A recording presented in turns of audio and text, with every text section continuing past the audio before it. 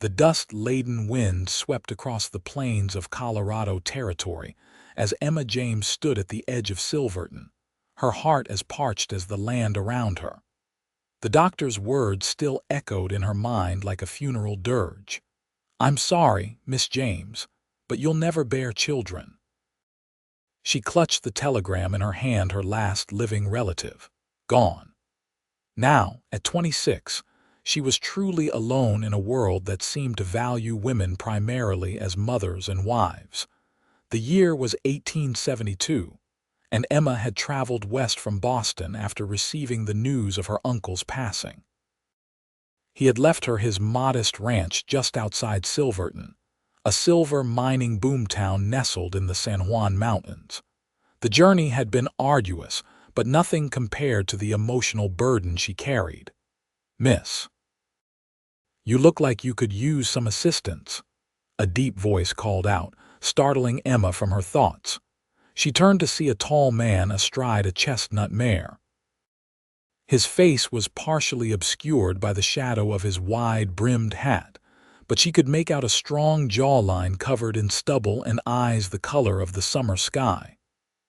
"I'm quite all right, thank you," she replied, straightening her travel-worn dress. Despite her words, she swayed slightly, the exhaustion of her journey finally catching up to her. The stranger dismounted in one fluid motion and approached cautiously, as one might a spooked filly. "Samuel Morgan," he introduced himself, touching the brim of his hat. "Town marshal of Silverton." "And you look like you're about to collapse, madam." Emma tried to protest, but the ground seemed to tilt beneath her. The last thing she remembered before darkness claimed her was the feeling of strong arms catching her fall. When Emma awoke, she found herself in an unfamiliar room, lying on a comfortable bed. Sunlight streamed through lace curtains, casting dappled patterns across a simple but clean quilt. "Ah, you're awake," a woman's voice said. Emma turned to see a matronly figure bustling around the room. "I'm Martha Wilson. I run the boarding house here in Silverton. Marshal Morgan brought you by yesterday, said you fainted dead away on Main Street." Emma sat up slowly, mortification coloring her cheeks. I don't know what came over me." 3 days on a stage coach without proper food or rest would do it," Martha said knowingly. "The marshal mentioned you're Robert James's niece." "Yes," Emma confirmed, surprised. "Did you know my uncle?" "Everyone knew Robert," Martha said with a warm smile. "Good man. Kept to himself mostly, but always willing to lend a hand when needed. We were all sorry to hear of his passing." Emma felt tears prick her eyes. She'd only met her uncle a handful of times when she was very young, but he had been her last connection to family. "I've come to settle his affairs and, well, to take ownership of his ranch." Martha's eyebrows rose in surprise. "You're planning to stay and run the Flying J?" At Emma's nod, she continued, "Well, that's certainly unexpected. Not many women choose to take on a ranch alone, especially one that's been sitting vacant for months." "I have nowhere else to go," Emma admitted softly, "and perhaps this is where I'm meant to be now."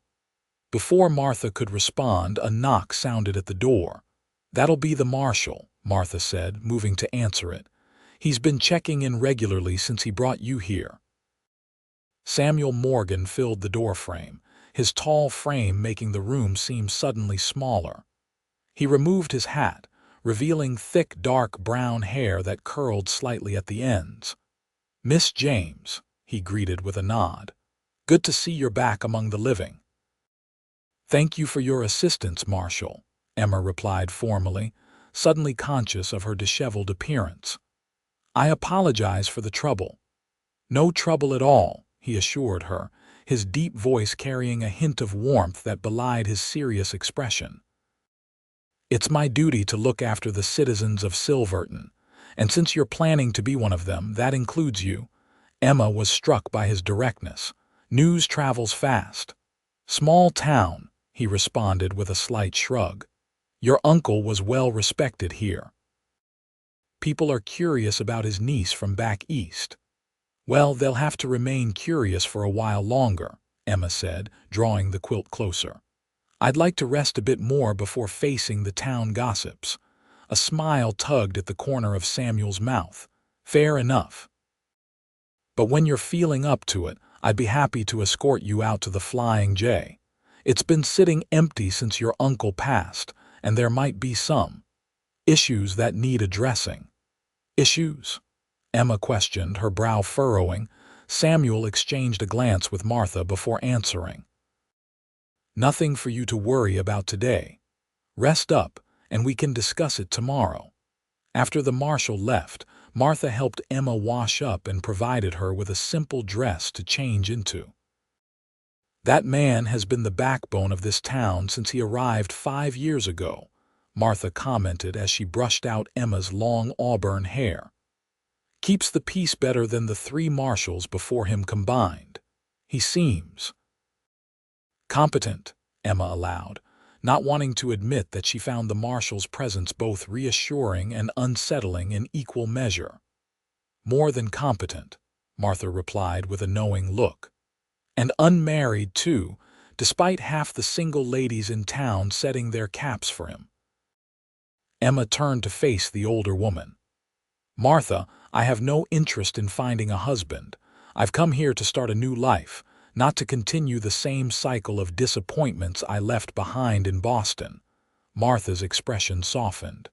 Everyone needs someone, dear, even if it's just a friend. The next morning, Emma felt much restored after a proper night's sleep and several good meals. When Samuel arrived to escort her to the Flying J, she was dressed in her own clothes, cleaned and pressed by Martha, and had her hair neatly arranged in a practical bun. You're looking much better today, Miss James, Samuel commented as he helped her up into his wagon. Thank you, Marshal.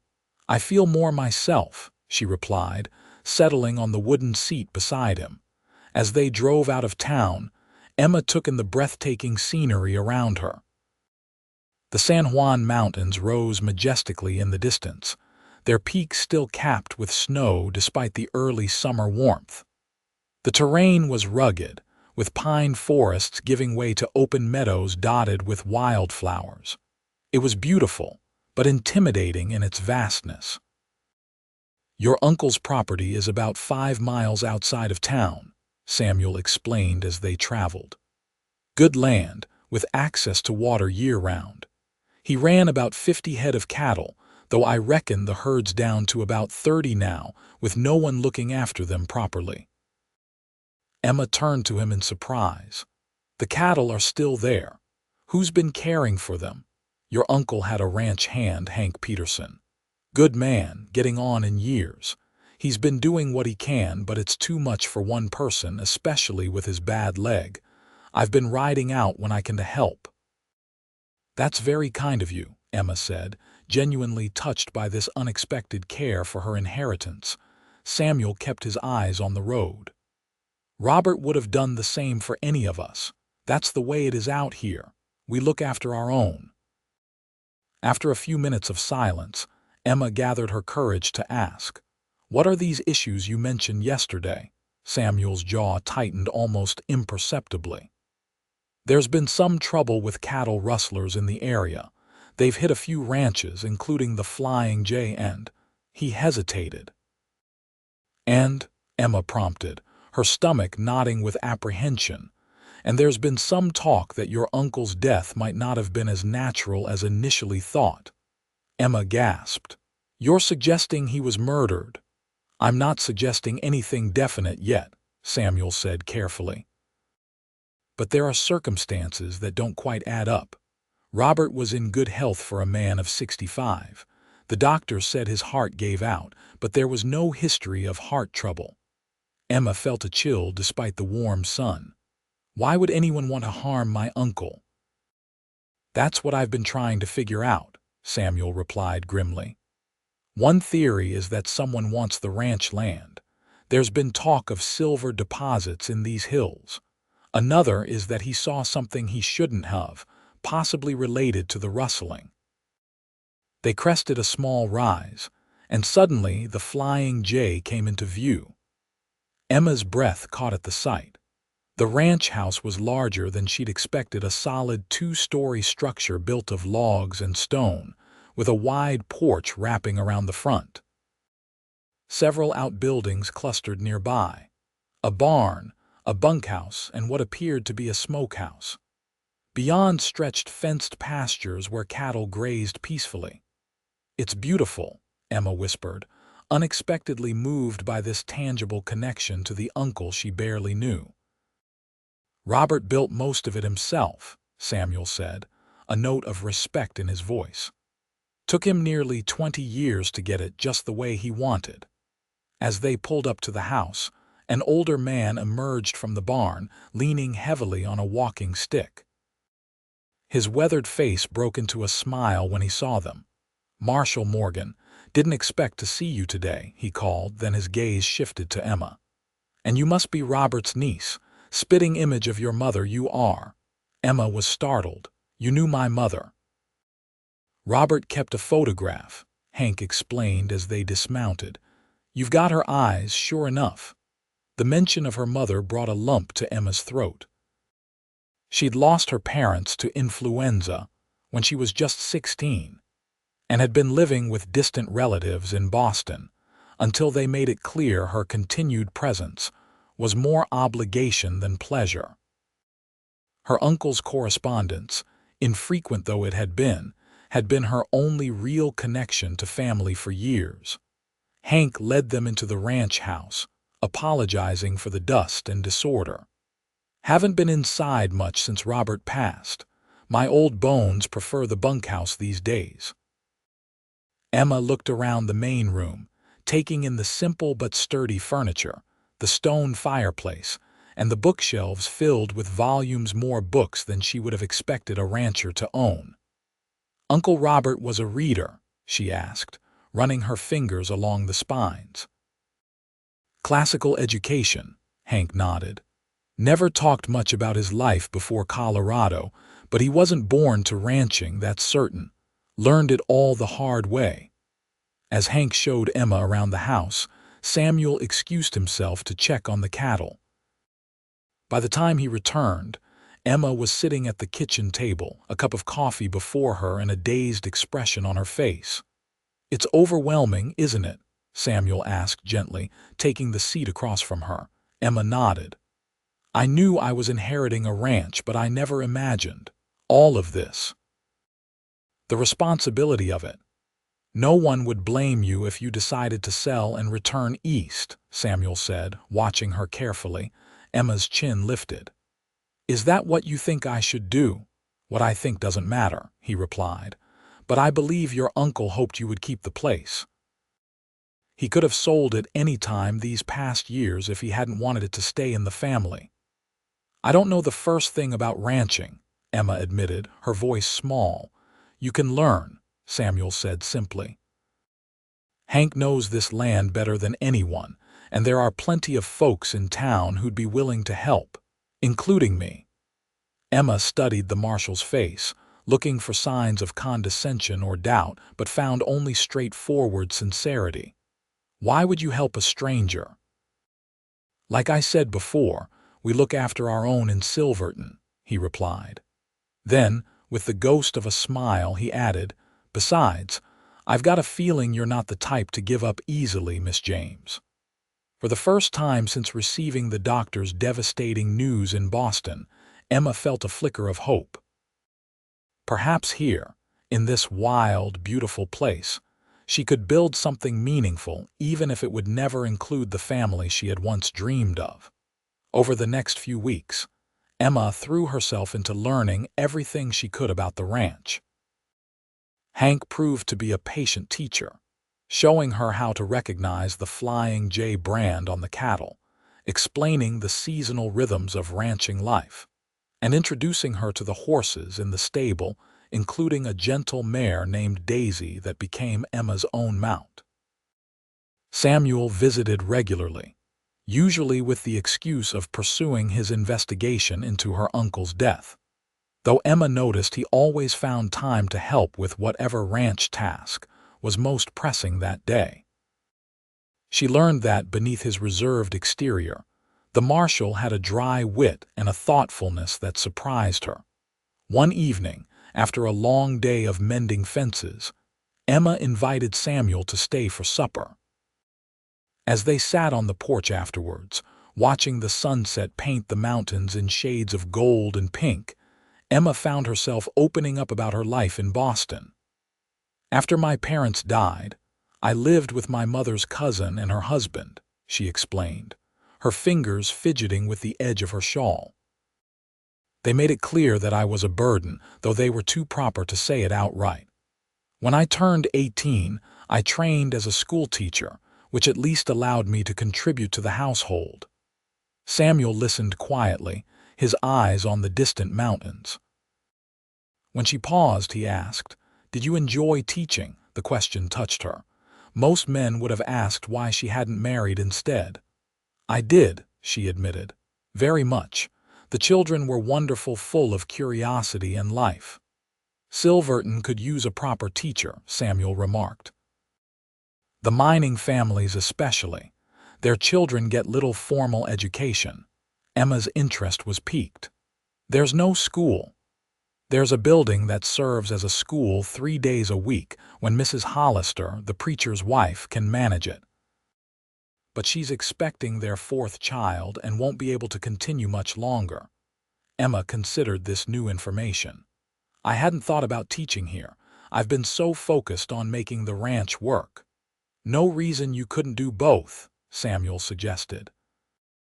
"Many folks here have multiple occupations. I raise horses when I'm not marshaling, for instance."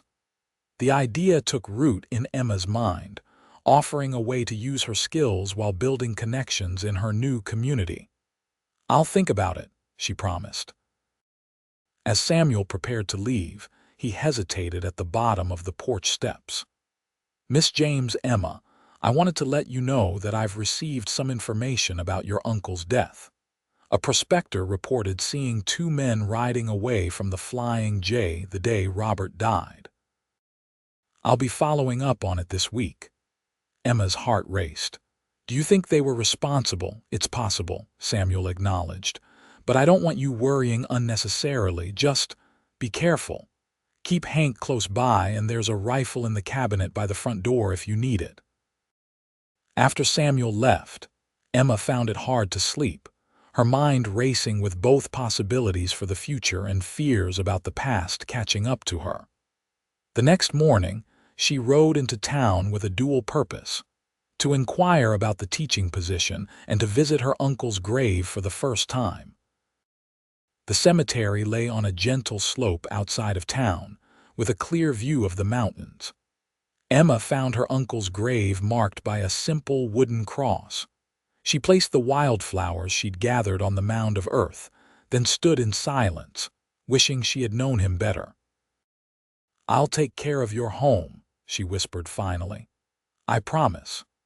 As she turned to leave, she noticed a man watching her from the shade of a large pine tree. Something in his stance, a certain tension, made her uneasy. When he realized she'd spotted him, he touched the brim of his hat in a mocking salute and sauntered away.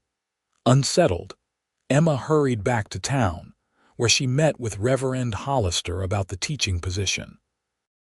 He was delighted by her interest and credentials, and arrangements were quickly made for her to begin the following week. On her way back to the livery to collect Daisy, Emma passed the Silver Dollar Saloon just as a commotion erupted inside. A moment later, Samuel emerged, firmly gripping the collar of a disheveled, angry man. "You can't arrest me for speaking the truth, Morgan," the man shouted, struggling against the marshal's hold. "I can arrest you for disturbing the peace and threatening bodily harm," Samuel replied evenly, marching the man toward the jailhouse. Emma followed, concerned, and waited outside until Samuel emerged some time later. "Everything all right, Marshal?" she asked when he noticed her. Samuel ran a hand through his hair, looking tired. "Just Wade Thornton causing trouble again. Claims someone's been sabotaging his mind, but he's more interested in throwing accusations than finding evidence. Was he accusing anyone in particular? A shadow crossed Samuel's face. Me, among others. Thornton thinks everyone's out to get him. Emma frowned. That seems far-fetched. It is, Samuel agreed. But there's always a faction ready to believe the worst, especially about authority figures. He changed the subject. What brings you to town today? Emma brightened. I'm going to be Silverton's new schoolteacher, starting next Monday. Samuel's genuine smile of approval warmed her more than it should have. That's wonderful news. The children will be lucky to have you. As they walked together toward the livery, Emma described her encounter at the cemetery. Samuel's expression grew serious. Can you describe this man? Tall, lean, dark hair. He had a scar here, she touched her left cheek, and his eyes. There was something cold about them. Samuel nodded slowly. Sounds like Lucas Blackburn. He's been hanging around town for the past month or so. No obvious occupation, but plenty of money to spend. Should I be worried? Just keep your distance, Samuel advised. Blackburn's the type that tends to find trouble. As summer progressed into autumn, Emma settled into a rhythm, teaching in town 3 days a week and working the ranch the rest of the time. With Hank's guidance and occasional help from neighbors, she managed to keep the Flying J running, though it was exhausting work. Samuel's investigation into her uncle's death seemed to have stalled, with the trail going cold after the prospector who had seen the riders left town suddenly. But his visits to the ranch continued, and Emma found herself looking forward to them more than she cared to admit. One crisp October evening, Emma was returning from town later than usual, having stayed after school to prepare for the harvest festival. The sun was already setting as she rode through the stand of aspens that marked the halfway point to the ranch. The golden leaves shimmered in the fading light, creating a dreamlike atmosphere that momentarily distracted her. That distraction nearly cost her dearly. She didn't notice the trip wire stretched across the path until Daisy's foreleg caught it, sending both horse and rider tumbling to the ground. Emma hit the earth hard, the breath knocked from her lungs. Daisy scrambled to her feet, whinnying in distress but thankfully uninjured. As Emma struggled to rise, she heard the pounding of approaching hooves. 2 riders emerged from the trees, their faces obscured by bandanas. Well, one of them drawled, dismounting. If it ain't the schoolmarm playing rancher, told you this would work, Jed. The second man stayed mounted, scanning the area nervously. Let's just get this done, Cal. The marshal makes his rounds out this way sometimes. Emma's blood ran cold at their words. She managed to get to her feet, wincing at the pain in her ribs. What do you want? She demanded, trying to sound braver than she felt. Same thing we wanted from your uncle, Cal replied, moving toward her with menace in his eyes. The deed to the Flying J. There's silver on that land and our employer wants it. Your employer, Emma repeated, backing away. Who is he? That ain't your concern, Cal snapped. All you need to worry about is signing these papers. He pulled a folded document from his vest. Sign and you can ride away. Refuse. His hand moved to the pistol at his hip. Emma's mind raced. These men had killed her uncle, she was certain of it now, and they would kill her too, regardless of whether she signed or not. Her only hope was to stall. I can't sign anything I haven't read, she said, forcing her voice to remain steady. And it's getting too dark to read out here. Cal hesitated, glancing at the setting sun. Fine, we'll take you to your ranch, you can read it there and then you'll sign. Someone's coming. Jed hissed suddenly, his head turned toward the sound of an approaching rider. Cal cursed. Get her on her horse. We'll take her to the old line shack instead. But before they could grab her, Emma whistled sharply the signal she'd taught Daisy to respond to. The mare bolted toward her, effectively placing herself between Emma and the men. In the moment of confusion, Emma grabbed Daisy's reins, pulled herself into the saddle, and kicked the horse into a gallop. Gunshots rang out behind her, but Emma kept low in the saddle, urging Daisy to greater speed. She heard one of the men shout in frustration, followed by the sound of pursuit.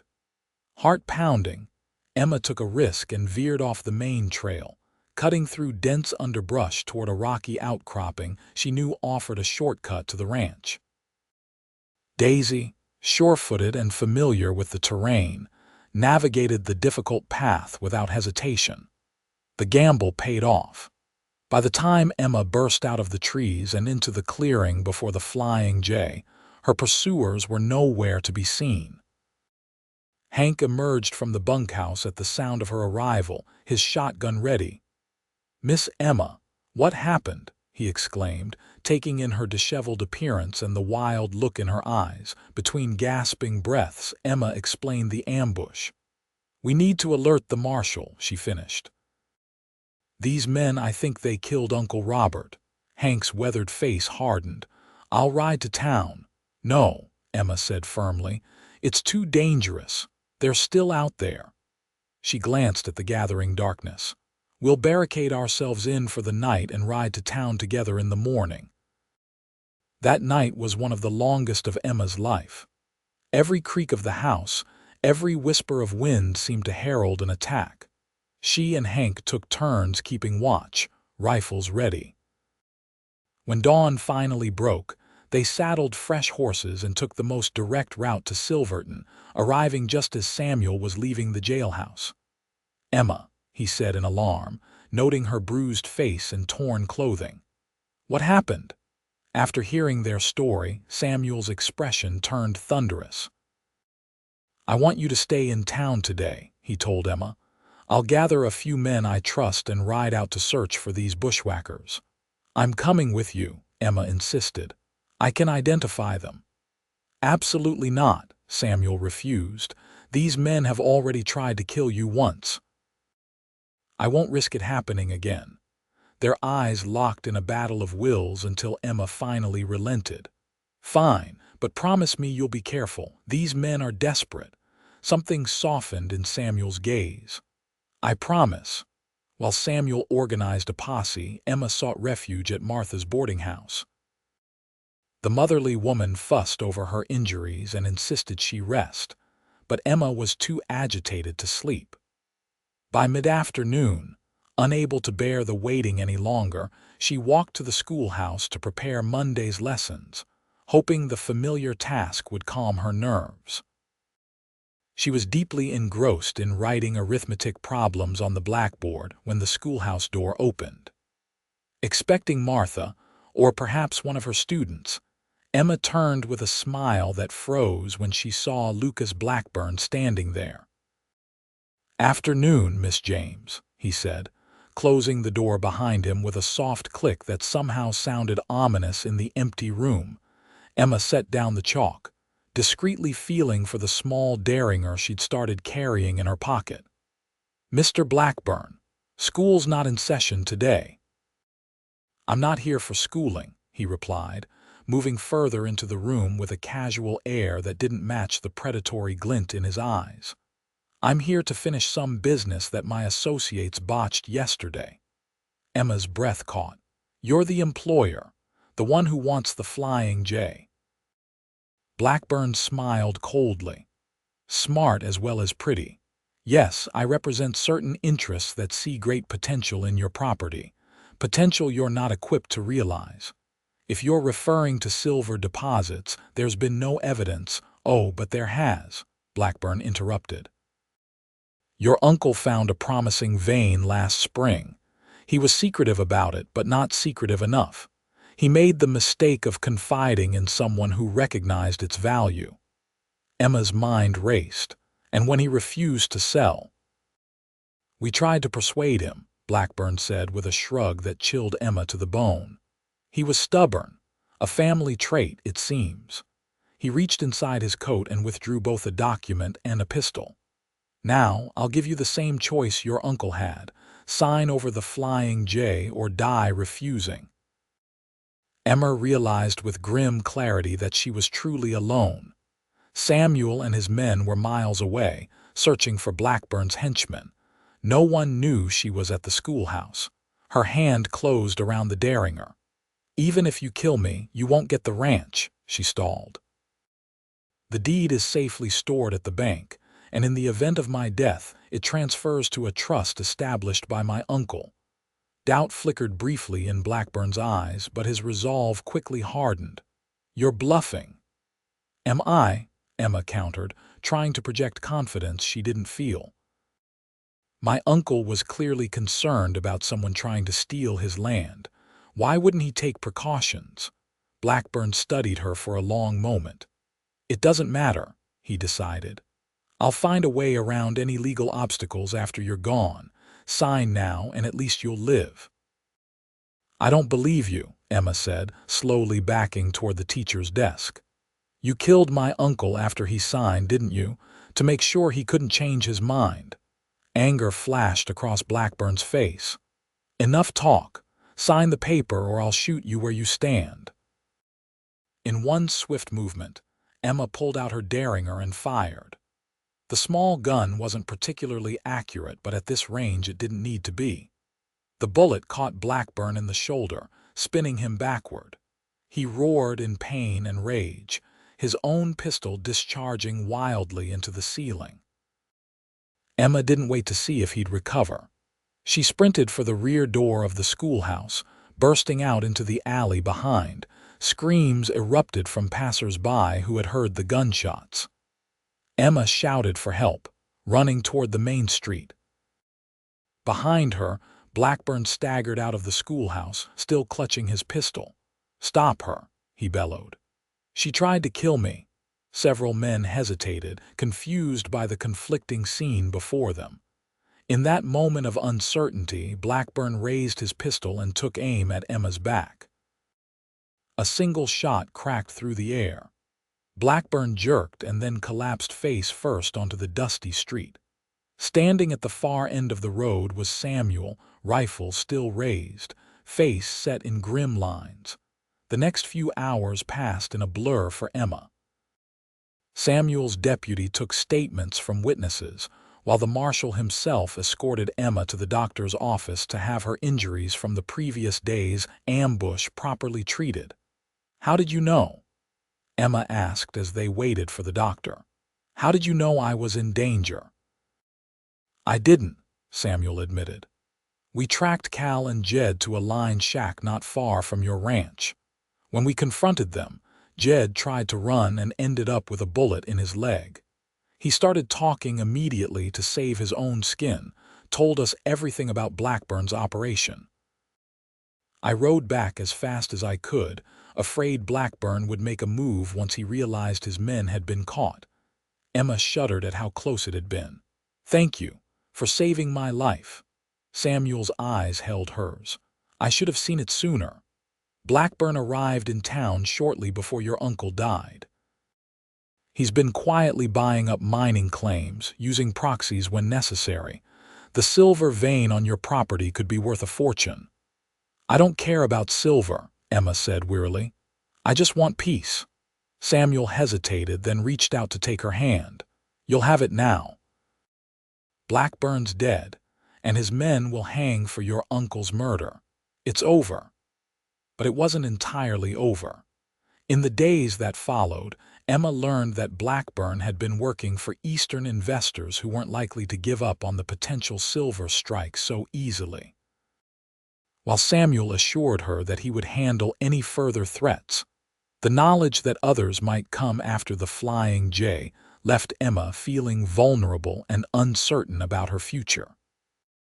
Winter descended on Silverton with a vengeance, blanketing the mountains in snow and making travel between town and the ranch increasingly difficult. Emma continued teaching but spent weekends at the Flying J, refusing to abandon the home her uncle had built despite the dangers it might pose. Samuel's visits became more frequent, ostensibly to check on her safety, but Emma sensed there was more to it than professional concern. They began to share meals together regularly, their conversations stretching long into the evening. She learned about his childhood in Missouri, his time as a Union soldier during the war, and his journey west seeking a new beginning. In turn, she told him of her dreams of family and belonging that had been shattered by the doctor's verdict. One snowy December evening, after they had finished a simple supper at the ranch, Samuel surprised Emma by asking, "Would you play the piano? I've noticed the instrument, but I've never heard you play." Emma glanced at the upright piano in the corner of the main room, her uncle's prized possession, shipped at great expense from Denver. "I'm out of practice," she demurred. "Please," Samuel insisted gently. "The evenings get mighty quiet out here." Unable to refuse, Emma seated herself at the piano. Her fingers moved tentatively at first, finding the familiar patterns of a Chopin nocturne. As she played, the music seemed to fill the empty spaces in the room, creating an intimacy that both thrilled and frightened her. When she finished, Emma remained seated, her hands resting on the silent keys. She could feel Samuel's presence behind her, and the awareness of him made her heart race. "That was beautiful," he said softly. "Like you." Emma turned on the bench to face him, unsure how to respond to the naked emotion in his voice. Samuel took a deep breath, as if gathering his courage. "Emma, I've been wanting to tell you something for a while now. I care for you deeply, more than I've cared for anyone since my wife died." Emma's eyes widened. "You were married." A shadow crossed his face. "Years ago, before the war, Sarah died in childbirth along with our son. I couldn't save either of them." The revelation stunned Emma. Samuel had never mentioned a wife or child before. "I'm so sorry," she whispered. "It was a long time ago," he said, his voice rough with emotion. "For years afterward, I didn't think I could ever love again. Didn't want to risk that kind of pain, but then you came to Silverton and everything changed." Emma stood, her legs unsteady. "Samuel, I don't know what to say. I care for you too, but, he prompted when she faltered. "But I can never give you children," she said, the admission tearing from her like a physical wound. "The doctor in Boston was very clear. After a fever in my youth, the damage was irreparable. Any man who marries me must accept that he'll never have heirs." Samuel's expression softened. He crossed the room to her in 2 strides and knelt before her, taking her hands in his. "Emma James, do you think that matters to me? I've already lost one child. I know the pain of that loss, and I would never want to risk putting you through it." Tears filled Emma's eyes. "But don't you want a family, a legacy?" "Love still grows," Samuel said simply. "With or without children, what I want is you, your heart, your spirit, your companionship. The rest is just details." Emma felt something long frozen within her begin to thaw. "You truly mean that?" "I do," he affirmed, rising to his feet and drawing her up with him. "I love you, Emma, and if you'll have me, I want to spend the rest of my life showing you just how much." Emma searched his eyes, looking for any hint of reservation or doubt, but found only sincerity and love. For the first time in years, she allowed herself to hope for a future that included true partnership and belonging. "I love you too," she whispered, the words both frightening and freeing. Samuel's face lit with joy, and he bent to kiss her gently. It was a tender kiss, full of promise and devotion. When they finally parted, Emma felt as though something fundamental had shifted in her world, realigning everything toward a new center. "Marry me," Samuel said, still holding her close. "Not right away, take all the time you need to be sure. But say you'll consider becoming my wife." "I don't need time," Emma replied, surprising herself with her certainty. "Yes, I'll marry you." Their wedding took place on New Year's Day, 1873, in Silverton's small church. The entire town turned out for the occasion, filling the sanctuary to capacity. Martha Wilson wept openly as Emma walked down the aisle in a gown of ivory silk that had been hastily altered from one of the dressmaker's existing creations. Hank Peterson, cleaned up and sober for the occasion, proudly escorted Emma in place of the father she had lost so many years before. But it was Samuel's face that Emma would always remember most clearly from that day, the way his eyes never left hers throughout the ceremony. The mixture of tenderness and passion in his expression as they exchanged vows, and the pure joy that radiated from him as the preacher pronounced them husband and wife.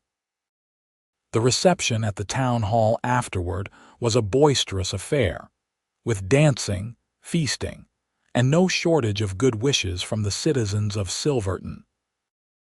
Even Wade Thornton, usually so antagonistic toward Samuel, approached to offer congratulations and a grudging admission that the marshal had chosen well. As the celebration continued around them, Samuel drew Emma into a quiet corner. "Happy, Mrs. Morgan?" he asked, his eyes crinkling at the corners. "Happier than I ever thought possible," she admitted, leaning into his embrace. "There's something I've been meaning to tell you," Samuel said, his expression turning serious. "I've decided to retire as marshal." Emma looked up in surprise. "But you love your work. The town needs you." "The town will find another marshal," Samuel replied. "And yes, I've valued serving Silverton, but what I love most now is you. After everything that's happened, I don't want to risk leaving you a widow. Besides," he added with a smile, "the Flying J needs full-time attention if we're going to expand the herd and develop that silver claim properly." "We," Emma repeated. "Partners in all things," Samuel confirmed. "Your knowledge of business and figures combined with my experience in ranching will make a formidable team." The idea of truly building something together filled Emma with a sense of purpose she had been missing. "I like the sound of that," she said, "though I want to continue teaching as well. The children need education, especially as Silverton grows." "I wouldn't have it any other way," Samuel assured her. "Your students adore you, and the school is thriving under your care." As spring arrived, bringing new growth to the mountains and valleys around Silverton, Samuel and Emma settled into life together at the Flying J. They worked side by side, expanding the ranch operations and developing a modest but profitable silver mine on the property. Emma continued teaching 3 days a week, finding fulfillment in both her roles as educator and rancher. Their home became known for its hospitality, with Sunday dinners that often included Hank, Martha, and various friends from town. Emma's piano playing became a regular feature of these gatherings, filling the house with music and laughter that seemed to chase away the shadows of the past. One warm evening in early June, as they sat together on the porch watching the sunset, Samuel noticed Emma's pensive expression. "What are you thinking about so seriously?" he asked, covering her hand with his own. "I received a letter today," Emma said slowly, "from an orphanage in Denver." Samuel waited, giving her space to continue at her own pace. "They're seeking homes for children who lost their parents in the recent smallpox outbreak," Emma explained. "Especially the older ones, who are less likely to be adopted." Understanding dawned in Samuel's eyes. "You're thinking we could offer a home to one of these children?" Emma nodded, suddenly nervous. "Or perhaps even two. Brother and sister, maybe. We have the space and the means and—" She hesitated. "I know it's not the same as having our own, but it's better," Samuel interrupted gently. "These children already exist, already need love and care. What could be more meaningful than providing that?" Emma's heart swelled with love for this man who continually surprised her with his compassion and understanding. "So you would consider it?" "Consider it," Samuel echoed with a warm smile. "Emma, I think it's a wonderful idea." Let's write to the orphanage tomorrow and begin the process." 6 weeks later, Emma stood nervously on the platform of Silverton's small train station, Samuel by her side. The newly completed narrow-gauge railroad had made travel to and from Denver much easier, but Emma's anxiety had nothing to do with the journey itself. "What if they don't like us?" she whispered to Samuel as the train's whistle announced its approach. "What if they are unhappy here?" Samuel squeezed her hand reassuringly. "We'll take it one day at a time. They've been through a terrible loss. It will take patience and love to help them heal." The train pulled into the station in a cloud of steam and noise. Passengers began to disembark, among them a stern-looking woman in a gray traveling suit, leading 2 children by the hand. The boy appeared to be about 10, tall for his age with a serious expression and watchful eyes. The girl was younger, perhaps 7, her small face pinched with apprehension, a worn rag doll clutched tightly to her chest. Emma's heart constricted at the sight of them so vulnerable, yet trying so hard to be brave. She and Samuel stepped forward to meet the matron from the orphanage. "Mr. and Mrs. Morgan," the woman greeted them formally. "May I present Thomas and Eleanor Wilson? Children, these are the people I told you about who have offered to give you a home." Thomas looked up at them with wary assessment, while Eleanor partially hid behind her brother. Neither spoke. Emma knelt down to their level, not wanting to tower over them. "Hello, Thomas. Hello, Eleanor. We're very glad to meet you." Eleanor peeked around her brother.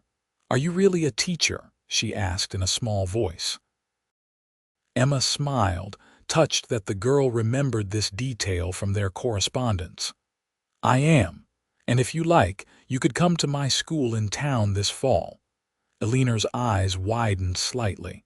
"I've never been to a proper school before." "Well, then we have something in common," Samuel said, crouching beside Emma. "I didn't start school until I was older than you. But Miss Emma is the best teacher in all of Colorado Territory, so you'll catch up in no time." Thomas remained silent, but Emma noticed his shoulders relax slightly at Samuel's gentle tone. After the necessary paperwork was signed, and the matron departed on the return train, Samuel loaded the children's meager belongings onto their wagon. The ride to the Flying J was quiet, the children taking in their new surroundings with solemn faces. As they crested the final rise and the ranch came into view, Eleanor gasped softly. "Is that where we're going to live?" "That's home," Samuel confirmed. "And see that paddock there? That's where the new foal was born last week. Would you like to see him after we get settled?" For the first time, Thomas showed genuine interest. "A baby horse. Just a few days old," Samuel said, still figuring out how his legs work. When they reached the house, Emma showed the children to the rooms that had been prepared for them, simply but comfortably furnished, with new quilts on the beds and small personal touches she hoped would make them feel welcome. Eleanor ran her hand over the colorful quilt on her bed. "Is this really all for me?" "All for you," Emma confirmed, her throat tight with emotion. "The room, the bed, everything in it." The little girl's eyes filled with tears. "Mama and Papa died," she said suddenly. "The bad sickness took them." Emma sat on the edge of the bed and opened her arms. After a moment's hesitation, Eleanor climbed into her lap. "I know, sweetheart, and I'm so sorry. No one can ever replace your Mama and Papa. But Samuel and we'd like to care for you if you'll let us." From the doorway, Samuel appeared with Thomas at his side. The boy's face was set in lines too old for his years. "The lady at the orphanage said we should call you Mother and Father now," he said, a challenge in his voice. "You can call us whatever makes you comfortable," Samuel replied evenly. "Emma and Samuel are just fine until you decide otherwise." Thomas seemed taken aback by this response. "We don't have to pretend." "No pretending," Emma assured him. "Just truth and time and learning to be a family together." That night, after the children were finally asleep, exhausted by the journey and the emotions of the day, Emma and Samuel sat together by the fire. "It won't be easy," Samuel said quietly. "They've lost so much." "I know," Emma agreed, "but we have so much to give. Not just material things, but love and stability. A chance to heal." Samuel drew her close. "When I knelt before you last winter and said love still grows, I never imagined how true those words would become. Our family may not have come to us in the traditional way, but it's no less real for that." Emma rested her head on his shoulder, feeling a contentment she had never thought possible. "I was told I could never have children," she murmured. "But fate, or God, or whatever force governs this world had other plans." "Better plans," Samuel said, pressing a kiss to her forehead. "This is just the beginning, Emma, just the beginning of our story." And he was right. In the years that followed, Thomas and Alina were joined by 3 more children, 2 brothers from a mining accident that left them orphaned, and a baby girl abandoned on the church steps, whom Emma and Samuel formally adopted. The Flying J rang with children's laughter, and the family Samuel and Emma built together became known throughout the county for its warmth and generosity. Emma continued teaching until Silverton grew large enough to hire additional educators, at which point she established a scholarship fund to help promising students further their education. Samuel, true to his word, never returned to marshalling but served on the town council and helped organize Silverton's first volunteer fire brigade. On their 20th wedding anniversary, as they sat surrounded by their now grown children and the beginnings of a new generation of grandchildren, Emma found herself reflecting on the journey that had brought her to this moment. "Any regrets?" Samuel asked quietly, somehow knowing the direction of her thoughts. Emma looked around at the family they had created not through birth, but through love and choice and commitment. Thomas, now a respected veterinarian with a practice in town. Alina, recently returned from college in Denver with plans to become a teacher herself. The others, each finding their own path, but always returning to the Flying J, to the home that had saved them all in different ways. "Not a single one," she replied, reaching for her husband's hand, still strong and steady after all these years. "Love did grow, Samuel, beyond anything I could have imagined." As twilight settled over the San Juan Mountains, painting the peaks in shades of purple and gold, Emma leaned against the man who had taught her that family could be defined by something far deeper than blood, by choice, by commitment, and by a love that continued to grow with each passing day.